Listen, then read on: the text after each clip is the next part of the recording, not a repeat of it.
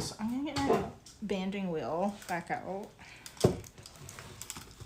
Okay. And we're gonna start carving. Let me see. I think we want to use the fettling knife for the most part, and then some of those smaller holes we can use this little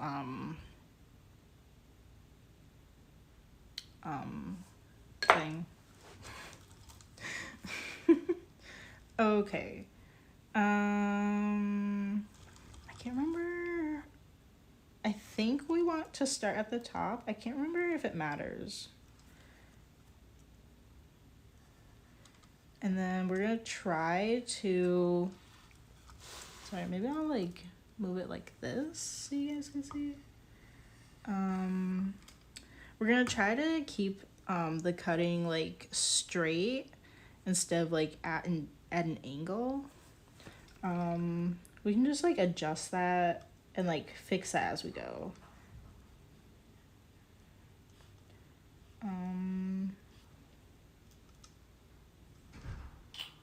I kind of wish I had something that was like a smaller knife. It's kind of like it's a little bit too big for this, I feel like.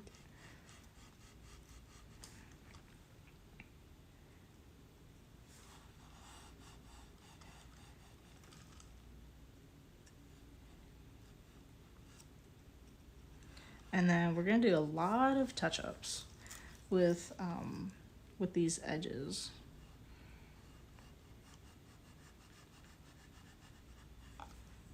Okay. All right, we got our first little hole in there. You can see it's like it has like very jagged edges, but now that we actually have it cut out, it's a little bit easier to like fix those up.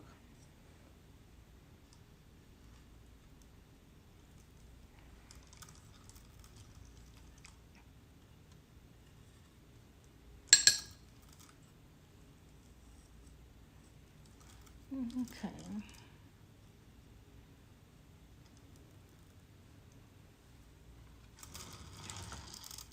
And then in the back, like, or I guess like on the inside,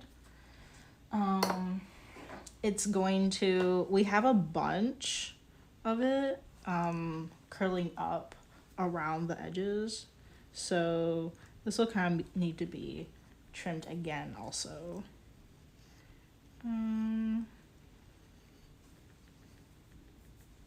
Maybe we can do it like as we go, but I don't know if it really matters like at what point you trim that up.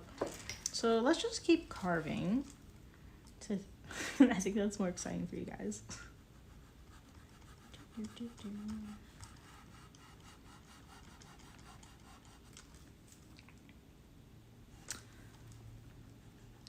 It's like we're getting into fall and this kind of feels like carving a pumpkin.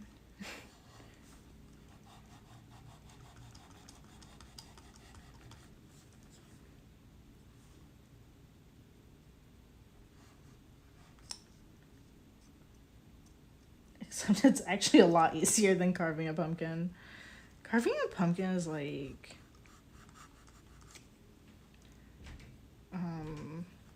it's so much effort.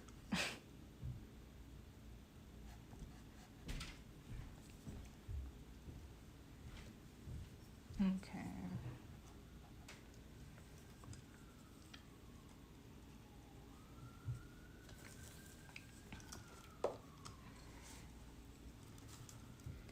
Okay, let's touch this up a little bit.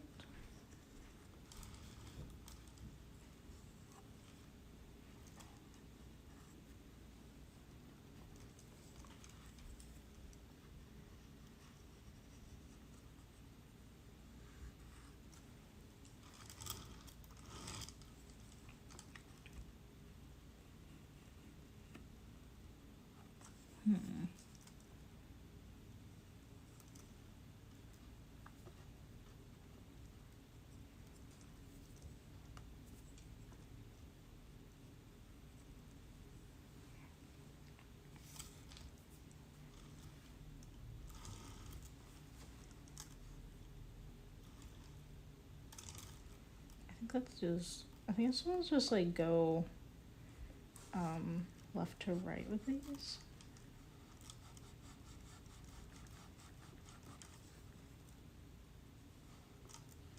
I should do like more stuff with this. Like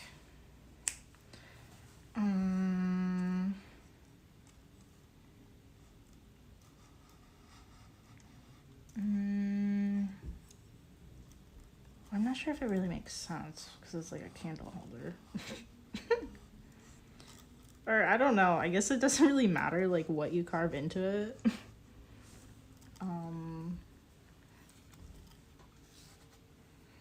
You could do like actually okay, it would be like kind of hard to do words because if you're actually carving straight through it, then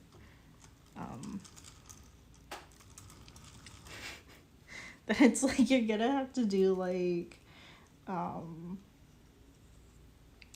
weird like military spray paint style where they're all like you have to have everything like connecting so that it's like not falling apart.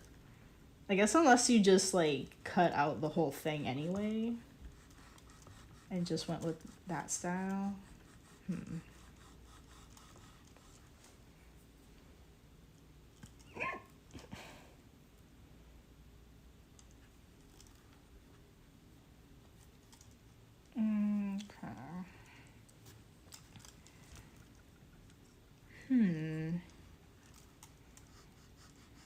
It does take a lot of time, but I think it's kind of, I don't know, I think it's kind of cool. It's like, I mean, I have seen other people do this kind of thing where it's like a vase and it's like you're cutting it out.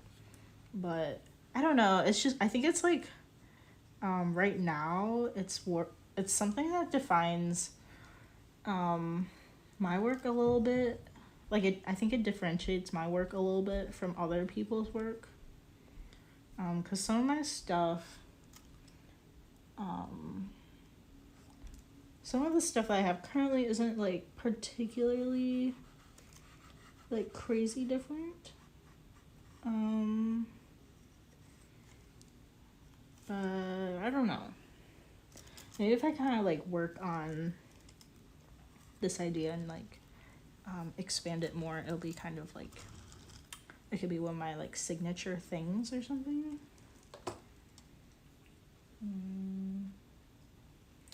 I guess we'll have to see.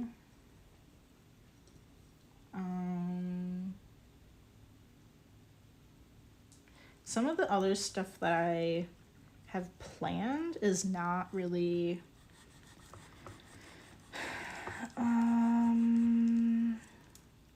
I'm not 100% about it. Like the underglaze painting, like I think that'd be so fun. They would be so cute. But it's not something I really have done a ton of, so I'm not sure how I am going to really like it, like the full process. And I don't want to only do underglaze painting. I want to do like different things too. But I think I'd like to do like more of this in different like vase shapes.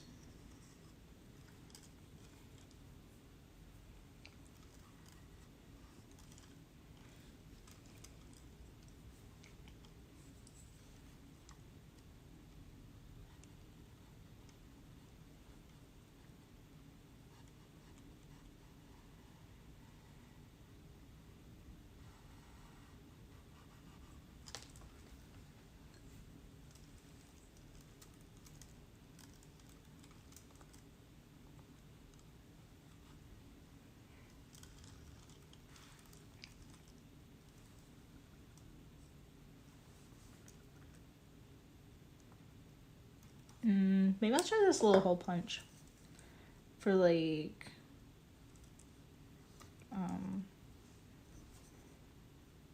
this little like, it's not really I don't know, not corner, but like the little side there.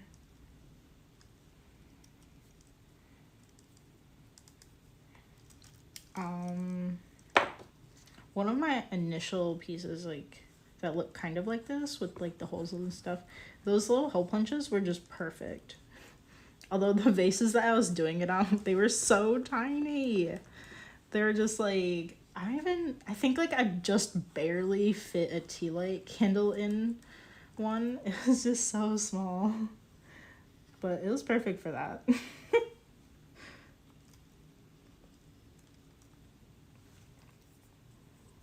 Okay.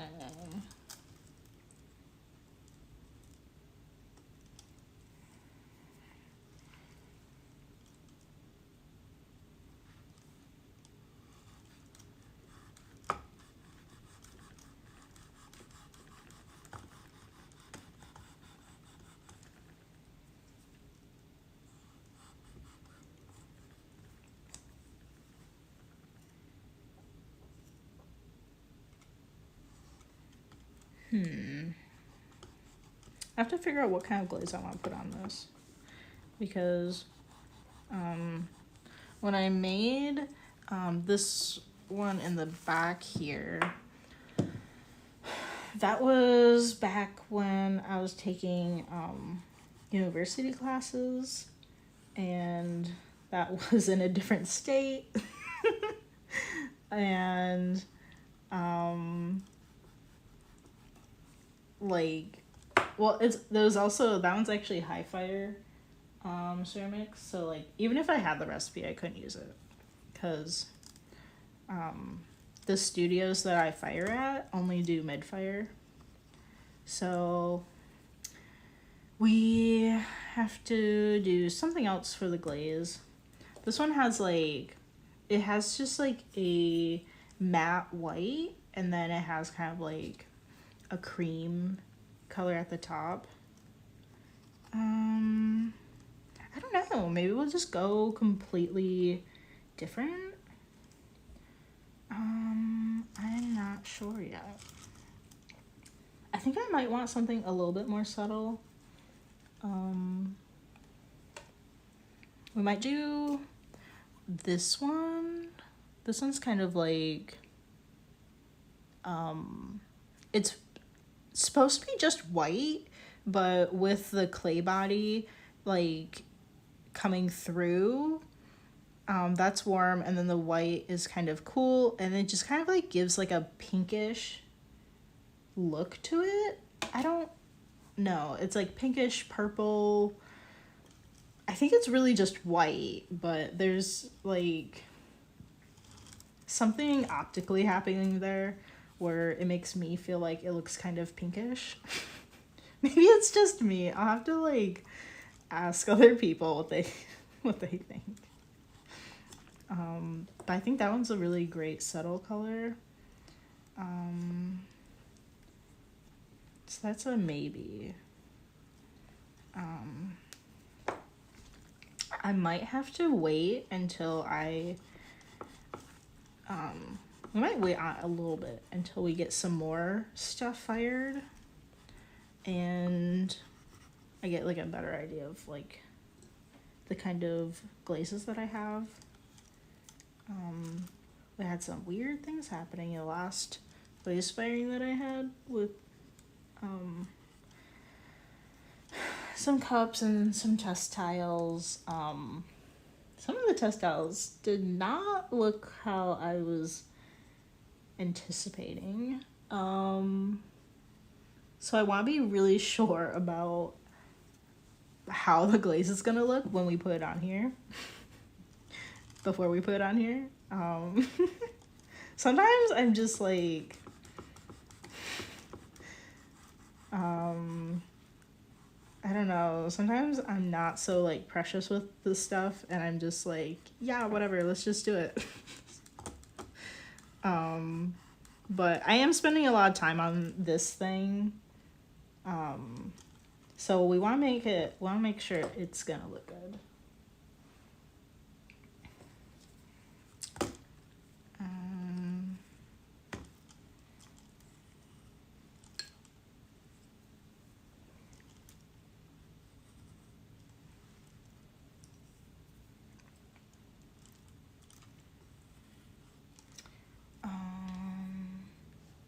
actually, something I think I might have done was, okay, so earlier I said that we're gonna carve these straight, but actually I think we want to do it at an angle, like we're gonna cut this one at an angle like this maybe instead, and then the bottom would be like this.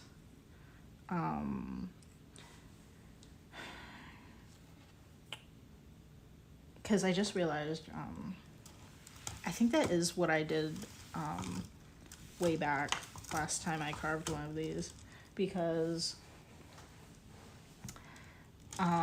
just so that the light can shoot out and is not like hitting these walls. So that, okay, I think we're gonna switch gears and fix that up. Wow, this side is like a lot thicker than the other side. Whoopsies.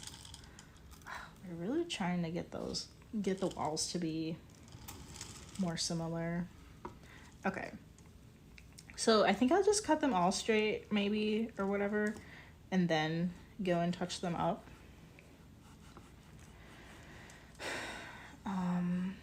Cause it, like, if you've ever seen like,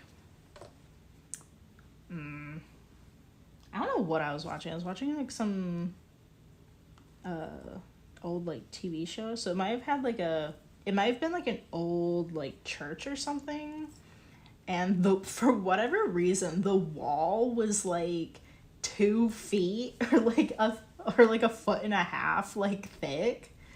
So like and then like the window was there, and then they cut away at the wall like leading up to the window so that the light coming in would have like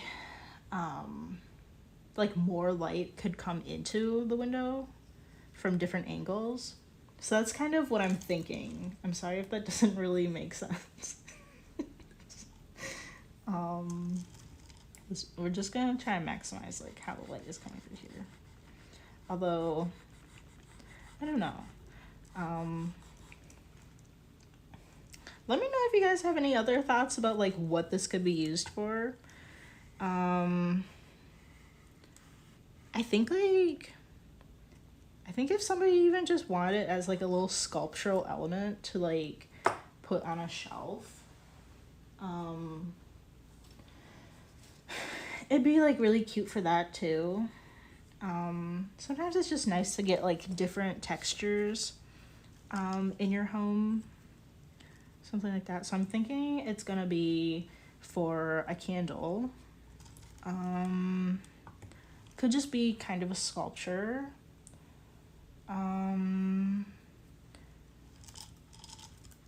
This one in particular is a little bit shorter than I usually do, or I guess a little bit shorter than I'd like prefer for it to be like a vase type thing. My initial idea with this idea was like that it's kind of a vase where you can see the stems, which is something you never see with a vase. But I'd like the vase to be deeper than this one is. So that'll be for next time.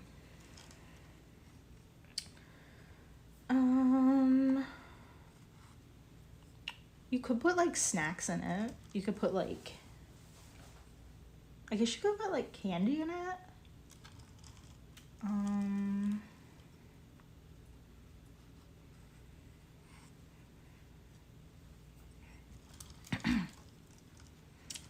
I should get this smaller one cut out over here.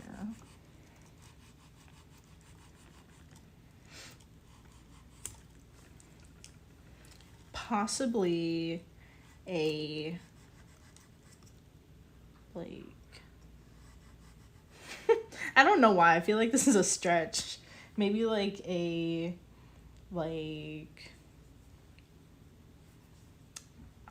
catch-all dish, like for your keys.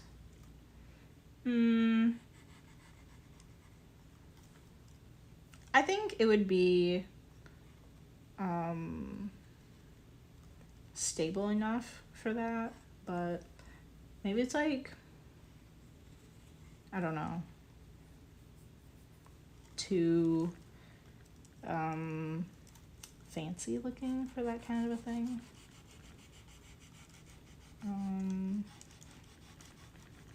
Probably too small. I don't really know.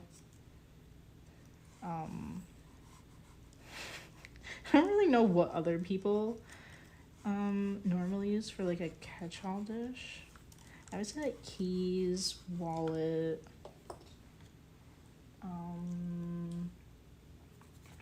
I usually have like a thing of hand sanitizer.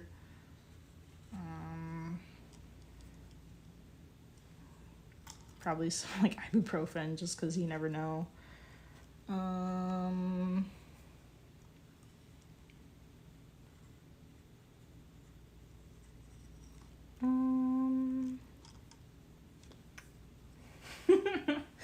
I don't know. Like, I have a catch-all dish. It's not really a dish. It's like bigger than that because I have a bunch of other random stuff that I have over there, like sunscreen. Actually, there's like multiple things of hand sanitizer. Because like sometimes I like forget to take it out of like a bag, and then I'm like, where's my hand sanitizer? And then I like buy another one, and that just keeps happening.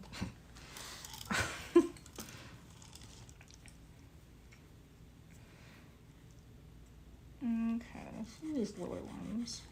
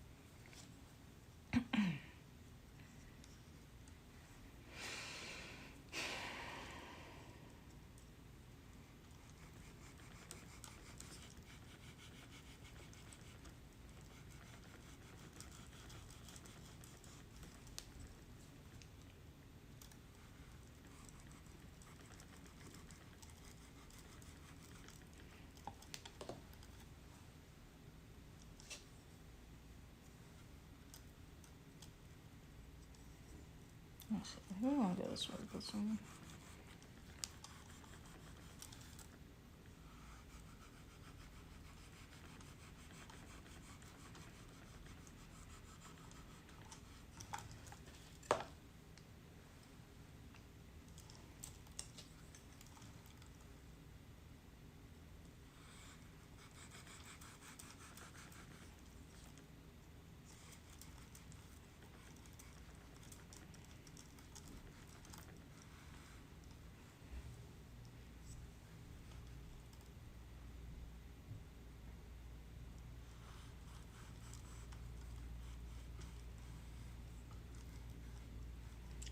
I should like. I should get like a knife that is like not so wide. This one's just like barely working out.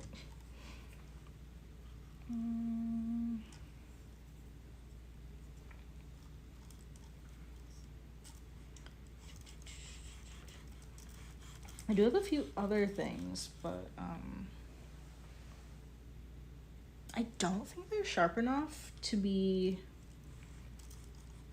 I guess we can kind of see. Oh my gosh. Okay, so I have like quite a few other things over here. There are some other things that we have like this. I don't know if that's really sharp enough.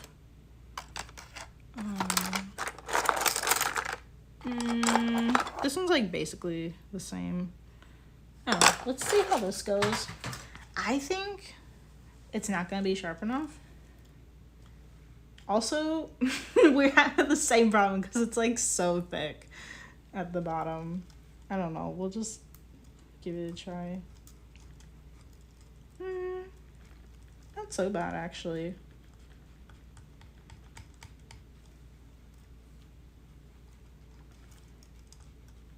It is, because this one's like plastic, it's not as,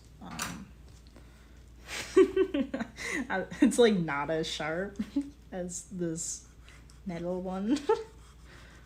I don't know, I have to put that on my list to look for.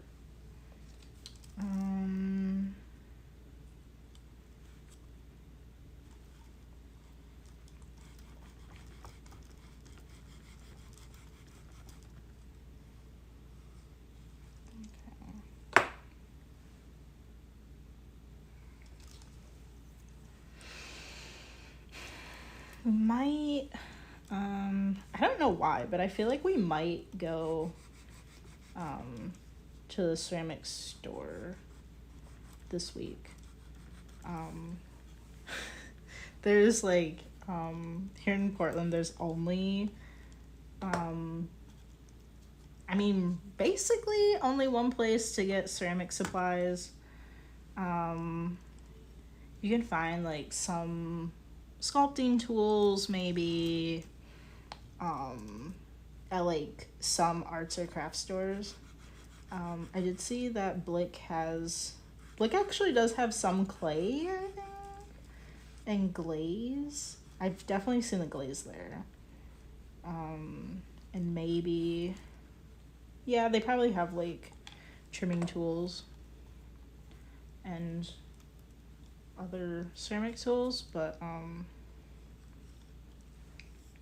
for the most part, I try to go to the ceramic store when I can, because they're only open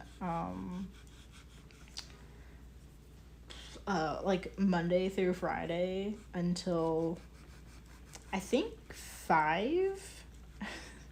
But it's like, oh no, we have to be really careful. I think we're breaking it. Yeah, I think they're only open until 5 or something. It's like that's literally my working hours. So I always like freak out when I have like a day off, like Monday through Friday, and it's not a holiday. And I'm like, I gotta go to the ceramic store. Oh my gosh, this is not good. We just broke this spot over here. Okay, hopefully we can fix it, and hopefully I have to finish carving these areas out because it's just jiggling it. So even if we fixed it, the jiggling is not gonna help. Okay.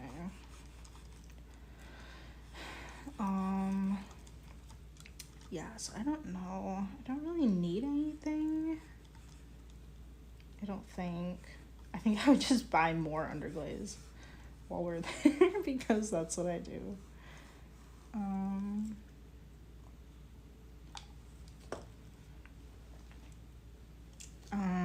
I don't know. It's kind of like a cool store though. Because they have like they have their own glazes there that they mix up and sell, and then they have like different like pieces that they are showing it on. So it's just kind of cool to like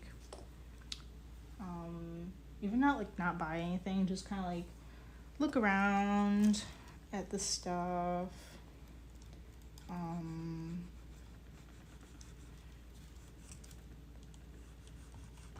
don't think I need anything.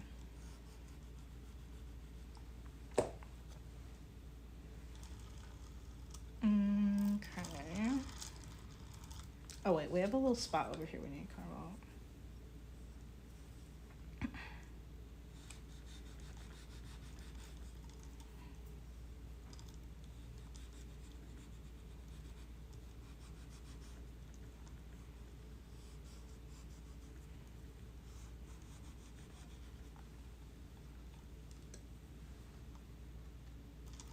Oh, so I think we're gonna call this a candle holder. So here we have all of the things cut out now, and then what it's gonna look like is this one.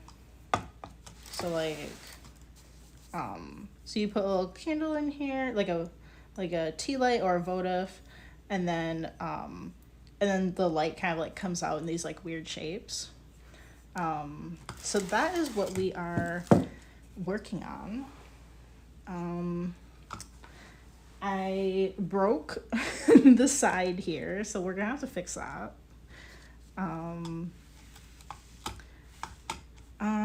I was also thinking like it could also just be like a little sculptural thing you just put on your bookshelf or something like that. I don't know. Some people are kind of fancy like that.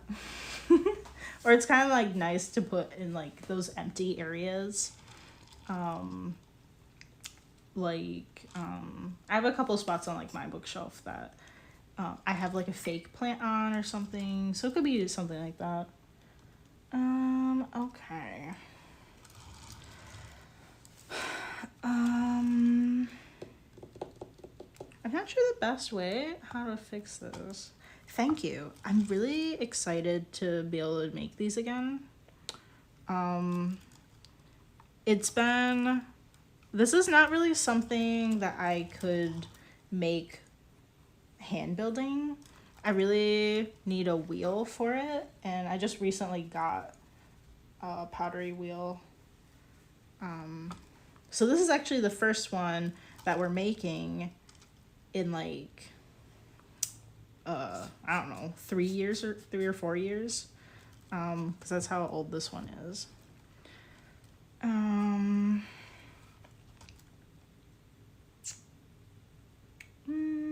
Okay, I don't know how we could fix this.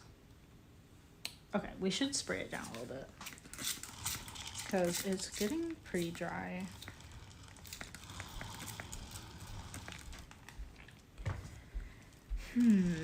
And then maybe we can think about how to fix it.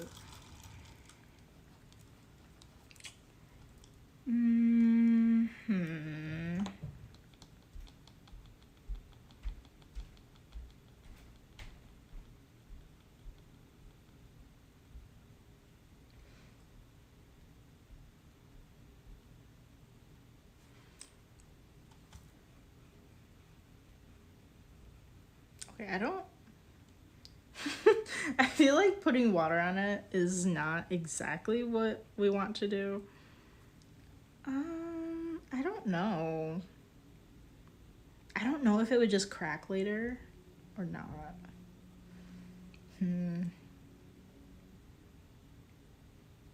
I don't know. Maybe we'll just see. Hopefully it's not ruined.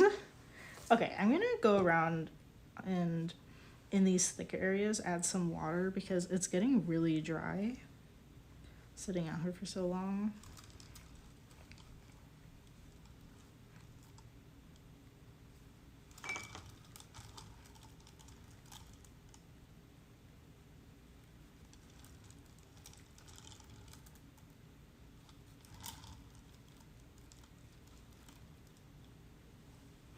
And then we want to go on the inside too and get some of these areas.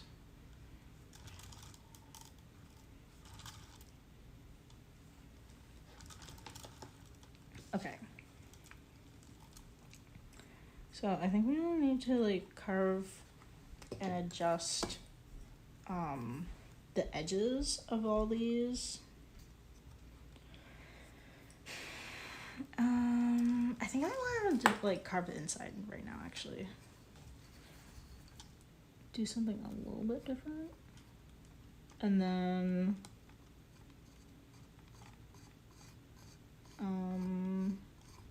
probably have to touch this up again after we okay, maybe I shouldn't be covering the inside. Because I think we need to fix.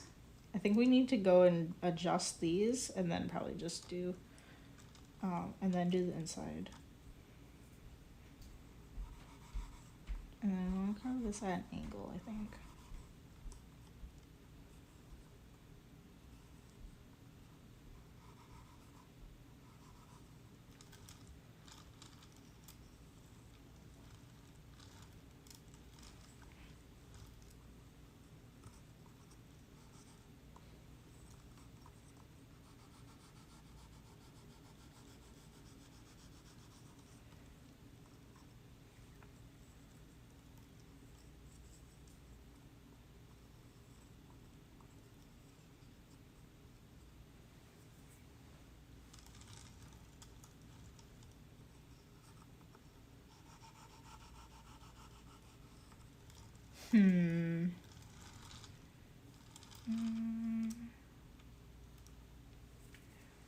Okay, actually, so because it's so dry, I think I'll just go around like these areas and add some water.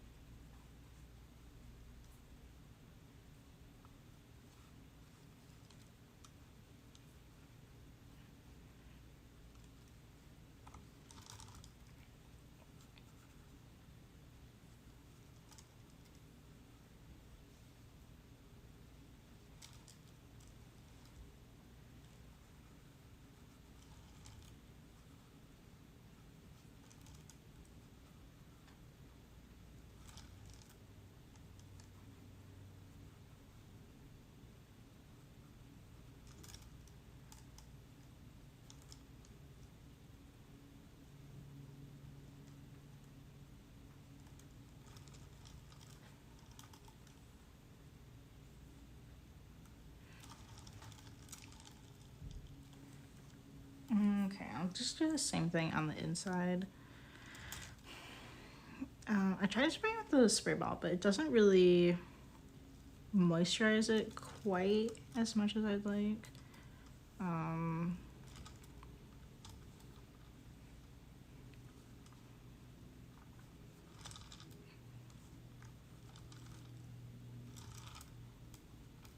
I don't really want to hit the like the part where we're gonna be carving exactly.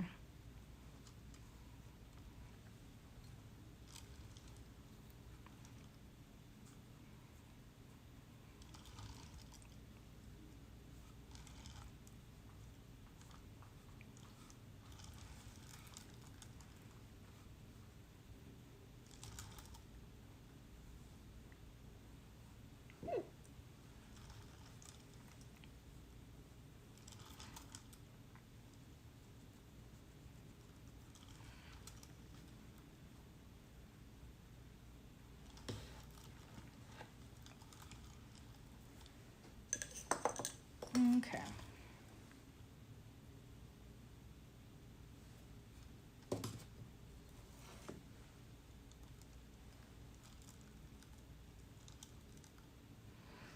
Oh, okay, so actually I take my work to a studio, so they fire my work for me. So I don't actually have my own kiln. I also don't know a ton about the firing. This is a mid-fire clay. It's like it's cone 6, so it's not as hot as how hot some kilns will get for firing. I don't know. I'm gonna just like rough guess like 2000 degrees somewhere maybe. Um yeah. I'd have to like go and like look it up. Um but that's for like the glaze fire. So once this is complete and it is, we've touched it up and whatever, and it looks all good, I'm going to take it in for a bisque fire. And a bisque fire does, that is a much lower temperature than a glaze fire. I have to go look it up what a typical bisque fires to. I really don't even know off the top of my head. Maybe it's like 1,000 or something. I don't actually know. And then after the bisque fire, then we're gonna glaze it, and then it goes, and then it's gonna go into a glaze fire. It's gonna go into a kiln for glaze firing, and that is where it's gonna get the hottest. And that's where it's like, I don't know, somewhere around like 2000 degrees, I think. Yeah. So, and I don't really know why, but most studios, they're just like open to the public and stuff.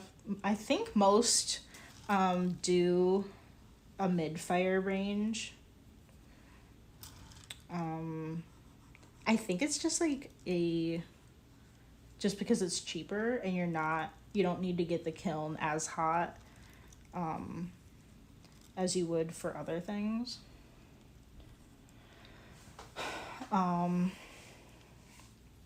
There is also one that is cooler, which is like a low fire. And low fires can be like, I really don't know what the temperature is.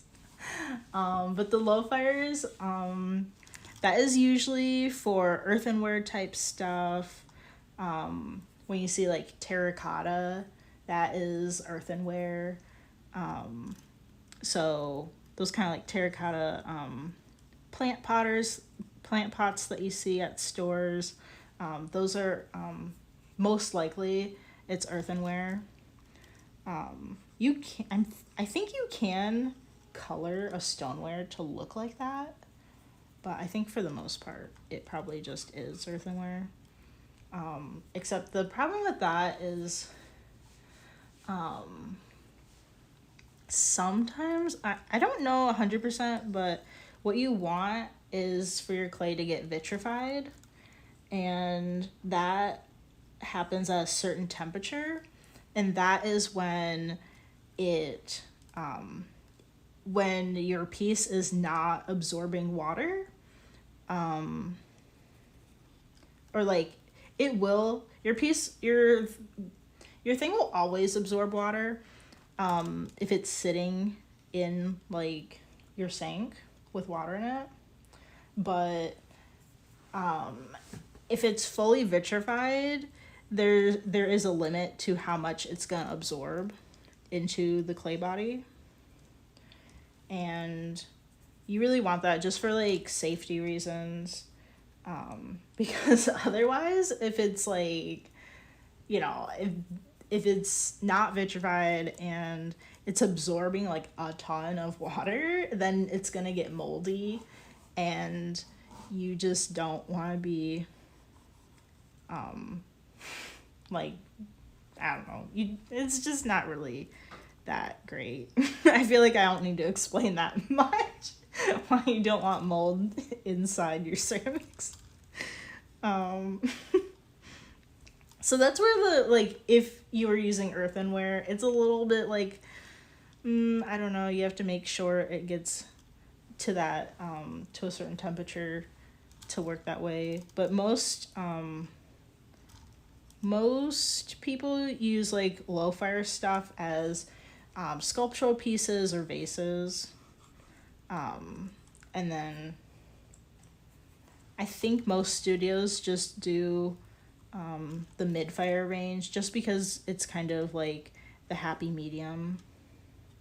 You get the vitrified pieces, but it's also cheaper than just doing these really high fires. Yeah. So there is some clay knowledge for you. I live in an apartment and that's where I'm doing this. And it's kind of like a fire hazard to have like a kiln in an apartment. And I don't think they would be like okay with that. Also, kilns give off toxic gas. So ideally it's like outside, or maybe just like you just put it in your garage and you open up the garage door and it has a lot of ventilation, that kind of a thing. Ideally you don't want to be like working or living in the kiln space if it doesn't have like, if it's not well ventilated. So I think I'm like, getting a kiln and like doing my own firing sounds super intimidating, but I think I almost have like courage for it. Not that I'm anywhere near getting like a house. But I don't know. I think not being completely scared to work it is a good step.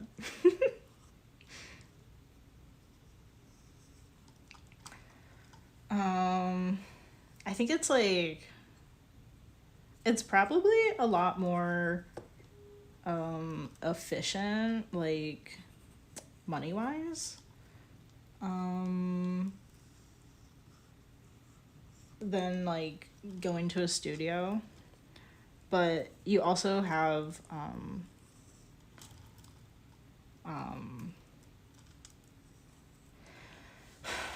you also have like a lot of different things that you have to like worry about with a kiln, like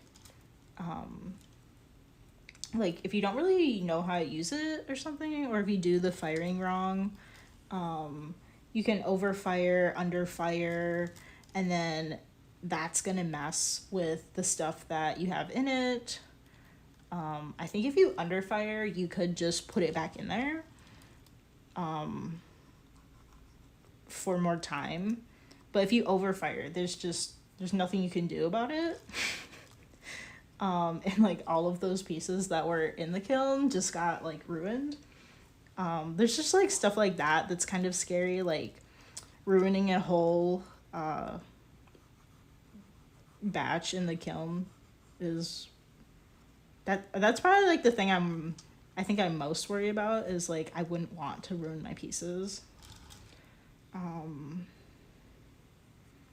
guess you just have to put in a bunch of like practice stuff or something, or stuff that's not like crazy, that took a crazy amount of time. And probably like starting off with like a tiny kiln too. Yeah, so those are my thoughts. You also have to like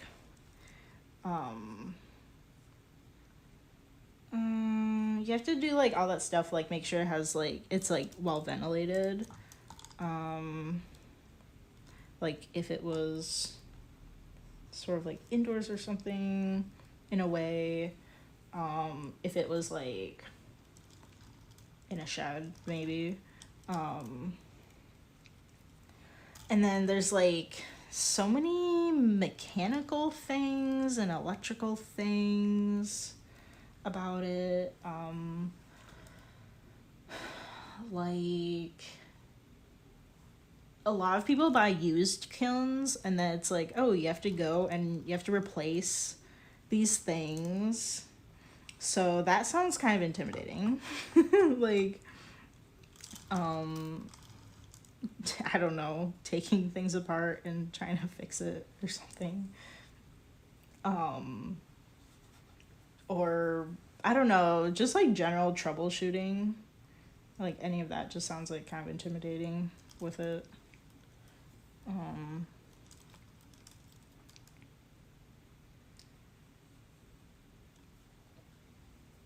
But I think one day I will get one.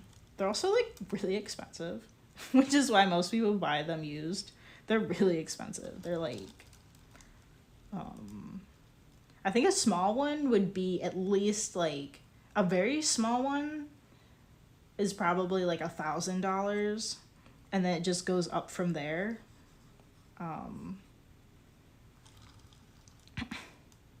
That's kind of a guess. It's been a long time since I've looked into kilns.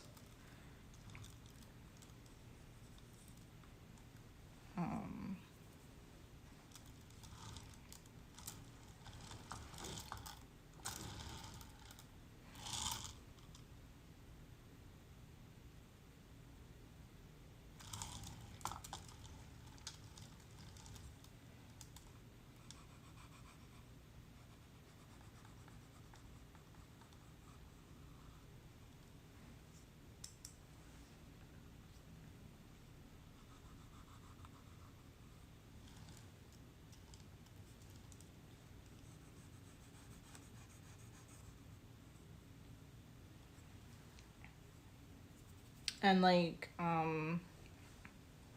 although kilns like, for the most part, a majority of people are using electric kilns. There are also like other ones like gas, wood fire, and stuff. But even the electric ones where it has like, they have these little, what do you call it? Like a, it's like a computer thing, like a computer aspect of it. And you put in the program for the firing, and stuff like, there's like, I've never like fired a kiln, but there's like different stuff like, and sometimes depending on what you're trying to get out of it or fix certain problems, you might do different things. But some things I've heard is like, sometimes you want to do like a slow ramp up, like you want to slowly get up to the temperature, and then sometimes you like hold it at a certain temperature for a certain amount of time, and like there's all that stuff that you can program into the kiln's like little computer. But the thing about kilns is like, I think the larger they get, the more uneven they can be, something like that. They're not always the same temperature throughout, and that is when you have to manually check on it. And anybody that fires a kiln is basically not going anywhere. They're gonna sit there and like check on it every now and then to make sure that certain spots are not too cool or something, or that it's not getting too hot in certain areas either. And that's where you use like these things called pyrometric cones, and that's where the name of the firing comes in. Like earlier I mentioned that I fire to cone 6.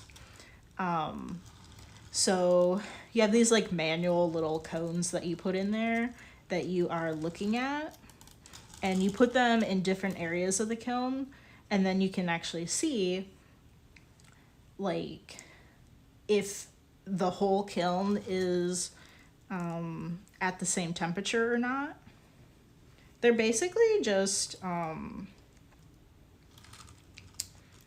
it's just clay that is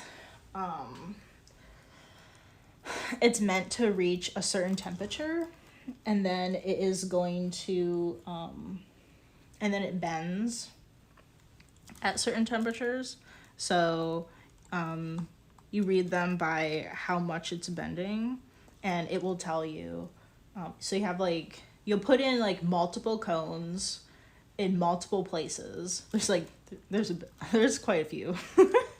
And then that will tell you how hot each like location in the kiln is. Because usually, for the most part, you're gonna have like separate levels in the kiln, because I think like even if it was like a kind of a small kiln, you'd probably at least have something on a shelf so that you can fit more stuff in there. And then you just like make sure each shelf has the cones, and then I don't know, just like different areas of it that you're gonna want to check on. So you do have to, like, even though the kiln is kind of has like sort of a computer controlling it, you still have to keep an eye on it. And of course, if you have to do it, like, you have that chance of like human error, maybe messing something up with the firing, which also makes it kind of intimidating to use.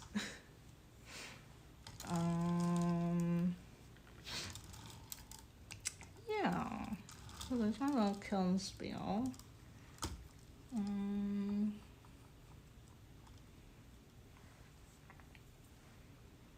There are quite a few ceramic studios here in Portland, and there is one that I do know they offer like a class on how to fire a kiln.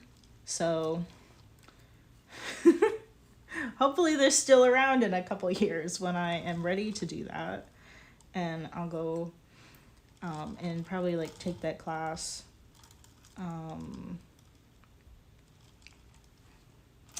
And just probably freshen up on all of that, because I don't think that's gonna be for probably not for a while.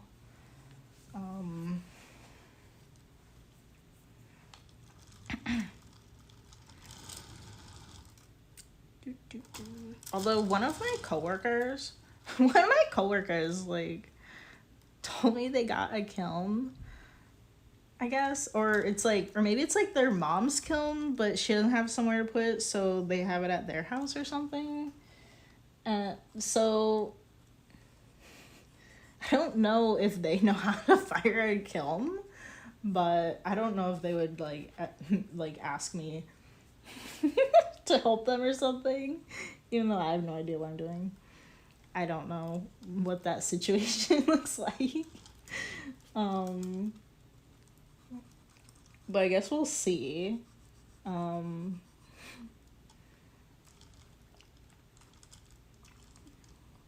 That would be kind of cool though, because like, well, the studio that I do go to does offer an overglaze firing, but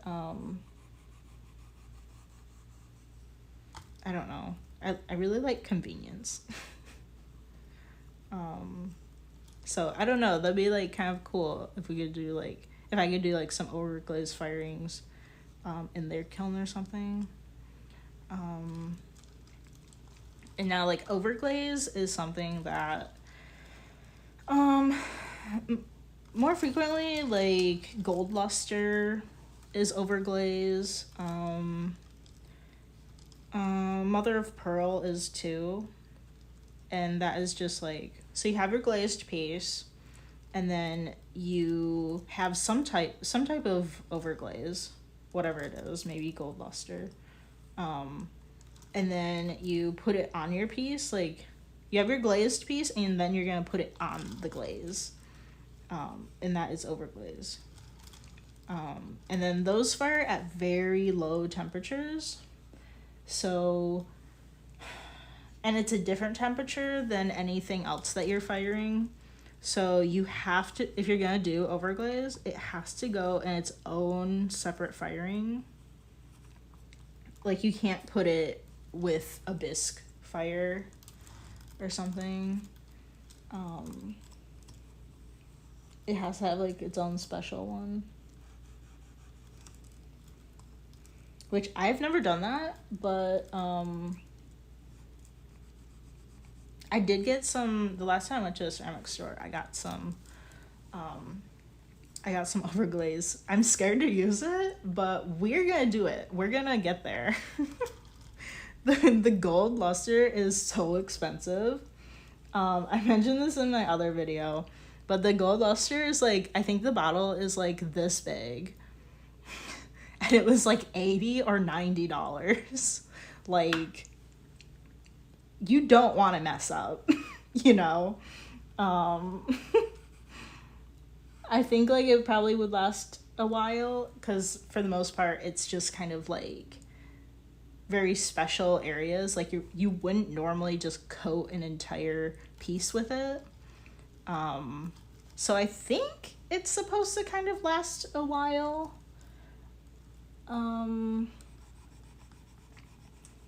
But the mother of pearl that I got is actually, it's a lot cheaper. So I think I might try that first. I don't know. I'm excited to play with those though, when we get to that point.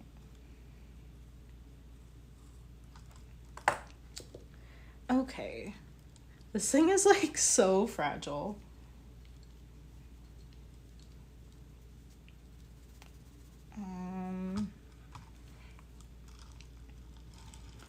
Let me see. I'm just kind of trying to make sure that I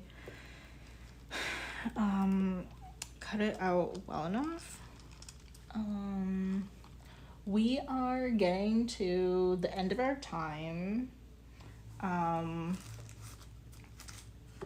here, because I just want to do 2 hours, and then I don't know, I think I might do some other filming for some other like non-stream type videos, so that I can kind of like keep having more of those come out. So I think we're gonna end it here. I could probably just sit here and like mess with this thing for like forever, but also it really needs to get sprayed down with a lot of water and just soak that in. So let me just like do that. It's like, it's getting so dry, and we're not ready for that yet. We are not done with this, because this is gonna need to be fixed quite a lot. All the like touching up all of these carved spots. All right, well, thank you so much for joining me, Robert, again. So cool to like see like a return viewer and be chatting with you and telling you all the things. So thank you so much for joining, and thank you for anybody else that joined the stream and to check out what I'm doing here.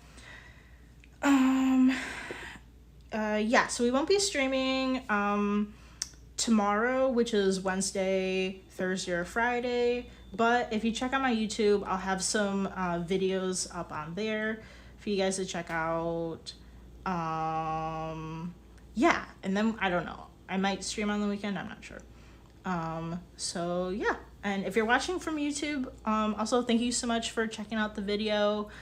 Be sure to subscribe to the channel so you know when I have new videos coming out. videos are currently coming out nearly every day, so they'll keep you updated. All right. Well, thank you so much for joining, and I'll catch you guys later. Bye.